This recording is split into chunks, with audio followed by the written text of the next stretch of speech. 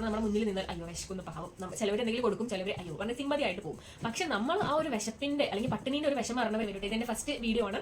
I mean ഞാനിങ്ങനെ direct ആയിട്ട് ഇരുന്നിട്ട് ഇങ്ങനെ വീഡിയോ ചെയ്തിട്ടില്ല, കുക്കിംഗ് കാര്യങ്ങളൊക്കെയാണ് ചെയ്തിട്ടുള്ളൂ, അല്ലാതെ ഡയറക്റ്റ് ആയിട്ട് ഇങ്ങനെ സംസാരിക്കും.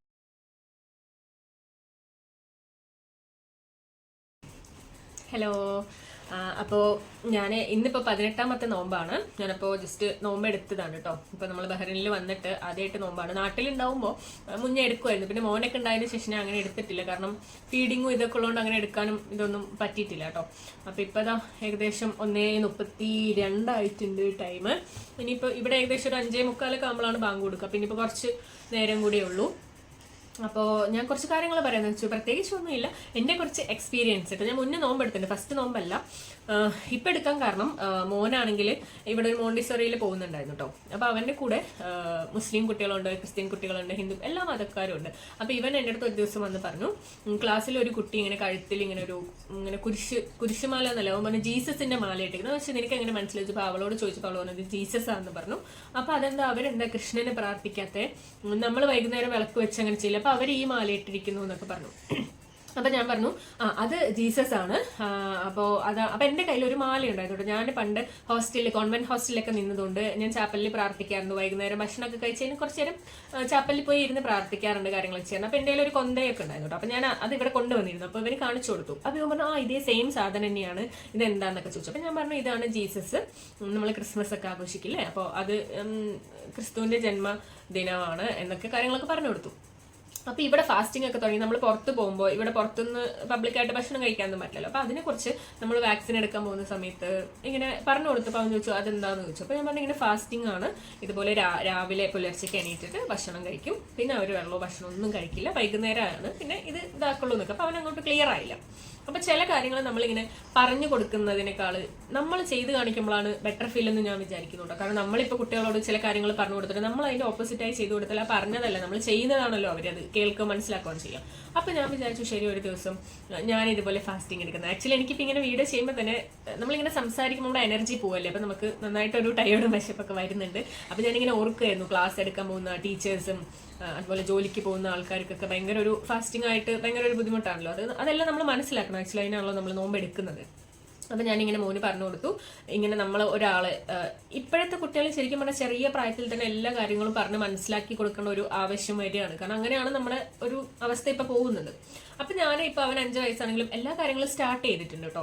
ഇങ്ങനെ നാട്ടിൽ നടക്കുന്ന കാര്യങ്ങൾ ഇതൊക്കെ ഏകദേശം ഞാൻ പറഞ്ഞു കൊടുക്കും. കാരണം ഈ ഒരു സമയത്ത് തന്നെ പറഞ്ഞു കൊടുത്താലേ കാര്യമുള്ളൂ. അത്ര ചെറിയ പ്രായത്തിലാണ് പല കുട്ടികളും പല ക്രൈമും കാര്യങ്ങളൊക്കെ ചെയ്യുന്നത്. അപ്പൊ ഈ പ്രായത്തിൽ തന്നെ നമ്മൾ ഗൈഡൻസ് സ്റ്റാർട്ട് ചെയ്യേണ്ട ഒരു അവസ്ഥ അല്ലെങ്കിൽ അതിലേക്ക് വന്നിരിക്കുകയാണ് ഇപ്പൊ. അപ്പൊ ഞാൻ സ്റ്റാർട്ട് ചെയ്യും. അല്ലെങ്കിൽ ചെറിയ ചെറിയ കാര്യങ്ങളൊക്കെ ഞാൻ എപ്പോഴും പറഞ്ഞു കൊടുക്കാനായിട്ട് ശ്രദ്ധിക്കാറുണ്ട്, അവർക്ക് വയസ്സിന് പറ്റുന്ന പോലെയുള്ള കാര്യങ്ങൾ കേട്ടോ. കാരണം അവർക്ക് മനസ്സിലാവാനുള്ള ഒരു കേപ്പബിലിറ്റി കൂടി വേണമല്ലോ. നമ്മൾ വെറുതെ പറഞ്ഞ് കൺഫ്യൂസ് അടുപ്പിക്കുകയല്ല. അതത് പ്രായത്തിൽ അതത് കാര്യങ്ങൾ പറഞ്ഞു കൊടുക്കുക എന്നുള്ള ഒരു സംഭവം.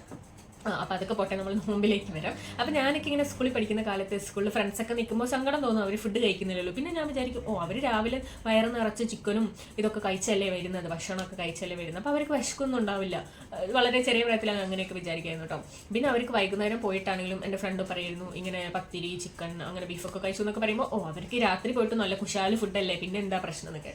അപ്പൊ അങ്ങനെയൊക്കെ ആ സമയത്തൊന്നും ഞാൻ എടുത്തില്ല. അന്നൊക്കെ നമ്മൾ 5-ലോ 6-ലൊക്കെ പഠിക്കുന്ന സമയമായിരുന്നു. പിന്നെ ഒരു 17-18 വയസ്സൊക്കെ ആയ സമയത്ത് നമ്മളിങ്ങനെ ഈ ഒരു നോമ്പ് എടുത്ത് നോക്കാന്നുള്ളൊരു ഇതിൽ വന്നിട്ട്. അപ്പൊ വീട്ടുകാരെ ചോദിച്ചു പറ്റുമോ, വെറുതെ ആവശ്യമില്ലാത്ത പണിക്ക് നിൽക്കണമെന്ന്. അപ്പൊ ഞാൻ വെച്ചാൽ എല്ലാം എക്സ്പീരിയൻസ് ചെയ്യണമല്ലോ. എനിക്ക് മുന്നേ ഇങ്ങനെ ഇൻഡിപെൻഡന്റ് ആവണം, അങ്ങനെയുള്ള കുറച്ച് കാര്യങ്ങളൊക്കെ ഉള്ളത് കൊണ്ട് തന്നെ ഞാൻ ഇതും ഒന്ന് എടുക്കാം എന്ന് വിചാരിച്ചിട്ട് എടുത്തു കേട്ടോ. എടുത്തു കഴിഞ്ഞ സമയത്താണ് മനസ്സിലായത് പുലർച്ചെ ഭക്ഷണം കഴിക്കാന്ന് വെച്ചാൽ നല്ല ടാസ്ക് ആയിരുന്നു. അപ്പൊ ഞാനിങ്ങനെ ഗോതമ്പിന്റെ പുട്ടൊക്കെ കഴിച്ചാൽ വിശക്കിലെല്ലാം വെച്ചിട്ട് ഗോതമ്പ് പുട്ടൊക്കെ വേഗം ഉണ്ടാക്കി ബാങ്ക് കൊടുക്കുന്നതിന് മുന്നേ തന്നെ പെട്ടെന്ന് തീർക്കണമല്ലോ. അപ്പൊ കുറെ വെള്ളമൊക്കെ കുടിച്ച് എങ്ങനെയൊക്കെ ഒന്ന് തീർത്ത് പോയി കിടന്നിറങ്ങുമായിരുന്നു. അത് കഴിഞ്ഞ് വൈകുന്നേരം ആയി കഴിയുമ്പോൾ എൻ്റെ ഫ്രണ്ട് ഇങ്ങനെ കാരക്ക കൊണ്ടുവന്ന് തരും. അപ്പൊ ആ കാരക്കയും കൊണ്ടുവന്ന് ഒരു ജ്യൂസ് അമ്മ ഉണ്ടാക്കി വെക്കുന്നത്. അപ്പൊ ആ ഒരു ജ്യൂസ് എന്തെങ്കിലും കുടിച്ച് ഈ ഒരു ഡേറ്റ്സും കൂടി കഴിച്ചു കഴിയുമ്പോഴത്തേനും ഫിനിഷ്. പിന്നെ നമുക്ക് ഒന്നിനും ഒരു വിശപ്പില്ല. അതിലും രസം ഇത് കുടിക്കുന്ന സമയത്ത് ഇവിടെ ഒരു കുഴല് ഫിറ്റ് ചെയ്ത പോലെയാണ്. ഇവിടെ നിന്ന് നമ്മൾ വെള്ളം കുടിക്കുമ്പോൾ മുതൽ ഇങ്ങോട്ട് എത്തുന്ന വരെയുള്ള കംപ്ലീറ്റ് റൂട്ട് നമുക്ക് മനസ്സിലാവുന്നുള്ളതാ. ഒരു പൈപ്പിൽ നിന്ന് വെള്ളം വീഴുന്ന പോലെ നമ്മുടെ വയറിലേക്ക് ആ വെള്ളം വീഴുന്ന ഒരു ഫീല് വരെ എനിക്ക് കിട്ടിയിട്ടോ. അതുകൊണ്ട് എനിക്ക് ക്ലിയർ ആയിട്ട് അറിയാം അതിന്റെ കാര്യങ്ങൾ. അപ്പം നമ്മളിങ്ങനെ പുറത്തു നിന്ന് ഒരാളെ നോക്കി കാണുന്നു. ഇപ്പൊ ഒരാൾ വിശക്കുന്നു എന്ന് പറഞ്ഞാൽ നമ്മുടെ മുന്നിൽ നിന്നാൽ അയ്യോ വിശക്കുന്നു പാവം, ചിലവർ എന്തെങ്കിലും കൊടുക്കും, ചിലവർ അയ്യോ പറഞ്ഞ് സിമ്പതിയായിട്ട് പോകും. പക്ഷെ നമ്മൾ ആ ഒരു വിശപ്പിന്റെ അല്ലെങ്കിൽ പട്ടിണീന്റെ ഒരു വിശം അറിഞ്ഞവരാണെങ്കിൽ മാത്രമേ നമുക്ക് അയ്യോ അയാൾക്ക് ഇത്ര കാഠിന്യമായിട്ട് ഒരു വിശപ്പായിരിക്കും അല്ലെങ്കിൽ വിശപ്പിന്റെ പട്ടിണീന്റെ ഒരു അവസ്ഥ എന്താണെന്ന് മനസ്സിലാവണമെങ്കിൽ നമ്മൾ മനസ്സ് അതിൽ കൂടെ പോയിട്ടുണ്ടാവണം. അപ്പോൾ അത് മനസ്സിലാക്കണമെങ്കിൽ നമ്മൾ ഇതുപോലെയുള്ള ഒരു നോമ്പ് അല്ലെങ്കിൽ എന്തെങ്കിലും കൂടെ എടുത്തിട്ടുണ്ടെങ്കിൽ നമുക്ക് തീർച്ചയായിട്ടും മനസ്സിലാക്കാം മുന്നിൽ നിൽക്കുന്നവന്റെ വിശപ്പ് എന്താണെന്ന് ക്ലിയർ ആയിട്ട് മനസ്സിലാവും. അല്ലെങ്കിൽ നമ്മൾ അവൻ വിശന്നിരിക്കുന്നു ആയിക്കോട്ടെ ആരെങ്കിലും സഹായിക്കാൻ പറഞ്ഞു പോവാം. പക്ഷെ ഇങ്ങനെ ഒരു ഫീൽ ചെയ്ത ഒരാൾക്ക് മുന്നിൽ ഒരു വിശക്കുന്നവനോ ഭക്ഷണം ഇല്ലാത്തവനെ കണ്ടാൽ ചിലപ്പോൾ എന്തെങ്കിലുമൊക്കെ ചെയ്യാൻ പറ്റിയെന്ന് വരും. കാരണം നമുക്ക് അതിലൂടെ അനുഭവിച്ചവനെ അതിന്റെ വേദന അറിയുള്ളൂ എന്ന് പറഞ്ഞ പോലെ തന്നെയാണ് കാര്യങ്ങൾ. നമ്മൾ ഏതിൽ കൂടെയാണോ കടന്നു പോകുന്നത് അതിന്റെ ഇമോഷൻസ് മനസ്സിലാക്കണമെങ്കിൽ നമ്മൾ അതിൽ കൂടെ കടന്നു പോയാൽ മാത്രമേ പറ്റുള്ളൂ. വായ കൊണ്ട് പറയുന്ന പോലെയല്ല കാര്യങ്ങൾ അതിലൂടെ പോകുമ്പോൾ എന്നുള്ളത് നമുക്ക് മനസ്സിലാക്കാം. ഞാൻ ഇതൊക്കെ ഇവിടെ പറയാൻ കാരണം നമ്മളിപ്പോ നോമ്പ് മാത്രമല്ല, നമ്മൾ നാളെ ഓരോള്ള ഗൈഡൻസും കാര്യങ്ങളൊക്കെ നമ്മളിപ്പോ കൊടുക്കുന്നതാണ് നാളത്തെ തലമുറ. കൊടുത്താലും ഇല്ലെങ്കിലും നന്നാവുന്നവർ നന്നാവും, അല്ലാത്തവർ ഇതാവും. എങ്കിൽ കൂടി ആസ് എ പാരന്റ് അല്ലെങ്കിൽ പാരന്റ്സിന്റെ സൈഡിൽ നിന്ന് നമുക്ക് ഒത്തിരി ഉത്തരവാദിത്തങ്ങൾ റെസ്പോൺസിബിലിറ്റീസ് ഉണ്ട്. അതിപ്പോ ഒരു ലേഡീസിനോടുള്ള ഒരു കാര്യങ്ങളായാലും അല്ലെങ്കിൽ സ്ത്രീകൾക്ക് കൊടുക്കേണ്ട മര്യാദയായാലും പെൺകുട്ടികളാണെങ്കിൽ പുരുഷന് കൊടുക്കേണ്ട കാര്യങ്ങളാണെങ്കിലും ആ ഒരു ഇക്വാലിറ്റി അല്ലെങ്കിൽ അങ്ങനത്തെ കുറെ ബഹുമാനം, മതങ്ങളെ വിശ്വസിക്കുക. എല്ലാവർക്കും വിശ്വാസം വ്യത്യസ്തമായിരിക്കും. എല്ലാവർക്കും ഒറ്റ വിശ്വാസം മാത്രമേ ഉണ്ടാവുള്ളൂ അല്ലെ, എല്ലാവർക്കും ഒരു വിശ്വാസം ഉണ്ടാവും. പക്ഷെ ബഹുമാനം എല്ലാ മതങ്ങളെയും നമ്മളെ വിശ്വാസം ഒന്ന്, പക്ഷെ മറ്റുള്ള മതങ്ങളെ നമ്മൾ എന്ത് ചെയ്യണം, റെസ്പെക്ട് ചെയ്യണം, ബഹുമാനിക്കണം. ഇത് നിർബന്ധമുള്ള കാര്യമാണ്. അത് ഞാനും അങ്ങനെ തന്നെയായിരുന്നു. അപ്പൊ എന്റെ മോനും അങ്ങനെ തന്നെയാണ് പറഞ്ഞു കൊടുക്കാൻ ഞാൻ ആഗ്രഹിക്കുന്നത്. വിശ്വാസം നമുക്ക് എല്ലാവർക്കും അവരവരുടേതായിട്ടുള്ള വിശ്വാസം, പക്ഷെ റെസ്പെക്ട്, നമ്മൾ ബഹുമാനം എല്ലാ മതങ്ങൾക്കും കൊടുക്കണം. കാരണം എല്ലാ മതങ്ങൾക്കും അവരവരുടേതായിട്ടുള്ള വിശ്വാസങ്ങളും ആചാരങ്ങളും എല്ലാം ഉണ്ടാവും. അപ്പൊ അതൊക്കെ നന്നായിട്ട് ഫോളോ ചെയ്ത് നമ്മൾ ചെറുപ്പത്തിലേ പഠിച്ചു കഴിഞ്ഞാൽ നമുക്ക് നല്ലൊരു വ്യക്തിയായിട്ട് എങ്ങനെ ആക്കാൻ പറ്റും. നമ്മൾ സമൂഹത്തിലേക്ക് കടത്തിവിടുന്ന ഒരു വ്യക്തിയാണ് നമ്മുടെ മക്കൾ എന്ന് പറയുന്നത്. അപ്പൊ അവർക്ക് മാക്സിമം സപ്പോർട്ടും ഗൈഡൻസ് ഒക്കെ കൊടുക്കേണ്ടത് പാരന്റ് എന്ന നിലയ്ക്ക് നമ്മുടെ തന്നെ ഉത്തരവാദിത്തമാണ്. ഇപ്പൊ ഒരു പരിധി വരെ നമുക്ക് ചെയ്യാൻ പറ്റുള്ളൂ. എങ്കിൽ കൂടി നമ്മുടെ ഉത്തരവാദിത്തങ്ങൾ, നമ്മുടെ കാര്യങ്ങൾ നമ്മൾ കറക്റ്റായിട്ട് ചെയ്യുക. നാളെ നമ്മളിത് ചെയ്യാത്തത് കൊണ്ട് അവരങ്ങനെ ആയിപ്പോയി എന്നുള്ളൊരു തോന്നൽ നമുക്കും അവർക്കും ഉണ്ടാവരുത്. അതുകൊണ്ട് മാത്രം. അപ്പൊ നമ്മൾ പറഞ്ഞു വന്നത് നോമ്പിന്റെ കാര്യങ്ങളാണ്. അപ്പൊ എന്റെ മോനോട് ഞാൻ പറഞ്ഞു, അവനിങ്ങനെ എണീറ്റപ്പോൾ ഞാൻ ഫുഡ് കഴിക്കില്ല ഇങ്ങനെയൊക്കെയാണെന്ന് പറഞ്ഞു. അപ്പൊ അവൻ പറഞ്ഞു ഞാനും ഫുഡ് കഴിക്കുന്നില്ല. അപ്പൊ ഞാൻ പറഞ്ഞു മോൻ ചെറുതാണ്, അപ്പൊ പറ്റില്ല, ഇങ്ങനെയാണ് എന്നുള്ളത് കുറച്ചും കൂടി പറയാൻ പറ്റി. അപ്പൊ ഇനി എപ്പോഴാണ് ഫുഡ് കഴിക്കാന്നൊക്കെ ചോദിച്ചു കേട്ടോ.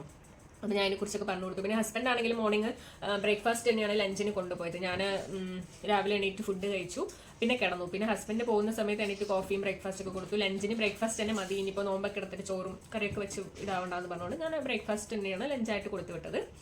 എന്നിട്ട് ഞാൻ വീണ്ടും കിടന്നു. പിന്നെ ഒരു 10 മണിയായപ്പോഴാണ് എണീറ്റ്. അപ്പോൾ രാവിലെ വലിയ കുഴപ്പമില്ലായിരുന്നു. ഇപ്പം ഇങ്ങനെ ടൈം ആവുന്നവരും കുറച്ച് ടയർഡായി വരുന്നുണ്ട്. എന്നാലും മോനും ഉള്ളതുകൊണ്ട് അവന് സ്റ്റോറീസ് പറഞ്ഞു കൊടുത്തു. പിന്നെ ഞങ്ങൾ കുറച്ച് കഴിഞ്ഞിട്ട് ഒന്ന് പാർക്കിലേക്കൊക്കെ ഒന്ന് പോകണം, അതൊക്കെയാണ് പറഞ്ഞത്. അപ്പോഴേക്കും ടൈമൊക്കെ ആവും ഏകദേശം. അപ്പോൾ ഇതാണ് എൻ്റെ ടോട്ടൽ ഒരു എക്സ്പീരിയൻസ് നോമ്പും. ചിലവരൊക്കെ എടുക്കുന്നത് ഹിന്ദു ഒക്കെ ആയാലും അല്ലെങ്കിൽ മറ്റു മതക്കാരാണെങ്കിലും എടുക്കുന്നവരുണ്ടാവും കേട്ടോ. അപ്പോൾ അത് എടുക്കാത്തവർക്ക് അല്ലെങ്കിൽ ഫീൽ ചെയ്യാത്തവർക്ക് അതിൻ്റെ ഒരു കാര്യം ഞാൻ ജസ്റ്റ് പറഞ്ഞു എന്നേ ഉള്ളൂ.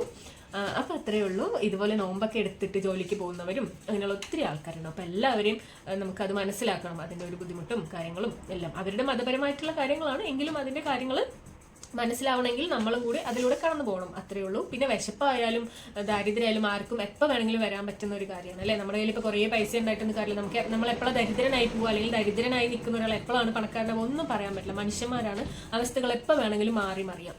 അപ്പം അതുകൊണ്ട് തന്നെ നമ്മൾ എല്ലാ അവസ്ഥയും അറിഞ്ഞിരിക്കണം.